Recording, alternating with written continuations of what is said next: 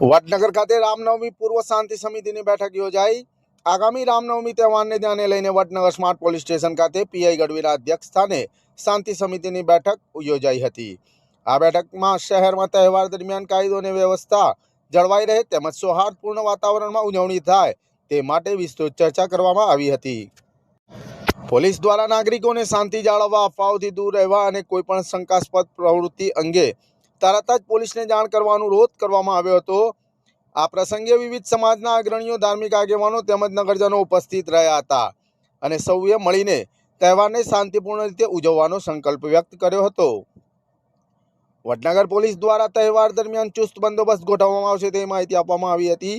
તેમજ પોલીસ દ્વારા શહેરના વિવિધ વિસ્તારોમાં ફૂટ પેટ્રોલિંગ કરી ગામની સ્થિતિનું નિરીક્ષણ પણ કરવામાં આવ્યું હતું, જેથી લોકોમાં સુરક્ષાની ભાવના મજબૂત બને। આ ઉપરાંત રામનવમી નિમિત્તે નીકળનાર રામ રથયાત્રા હાટકેશ્વર મહાદેવ મંદિરથી પ્રસ્થાન કરી શહેરના વિવિધ માર્ગો પર ફરશે।